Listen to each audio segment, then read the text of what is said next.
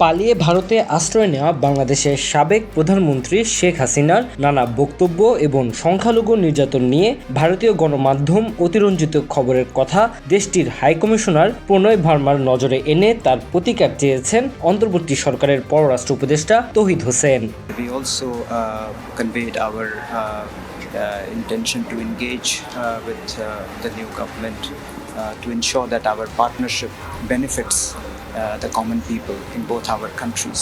High commissioner বুধবার পররাষ্ট্র মন্ত্রণালয়ের সৌজন্য সাক্ষাৎ করতে গেলে এই বিষয়ে কথা বলেন উপদেষ্টা। পররাষ্ট্র মন্ত্রণালয়ের এক সংবাদ বিজ্ঞপ্তিতে এবং সাংবাদিকদের সামনে উপদেষ্টার ব্রিফিংয়ের বৈঠকে নানা বিষয় উঠে আসে।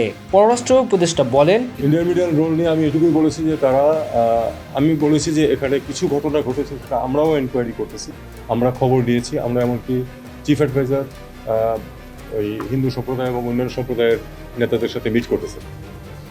আমরা চাই যে সবাই সুখে শান্তিতে থাকতে পারে, কারো উপরে কোনো অ্যাট্রোসিটি এই সরকার বরদাস্ত করবে না।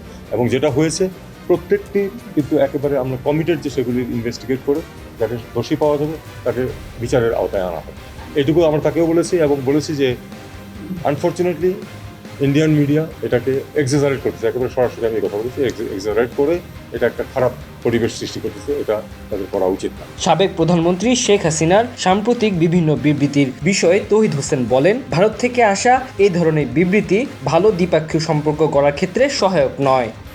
স্টেটমেন্ট প্রাক্তন প্রধানমন্ত্রীর কাছ থেকে এসেছে, যেটা আসলে এই সরকারের জন্য খুব সুবিধাজনক হচ্ছে না, স্বস্তিকর হচ্ছে না।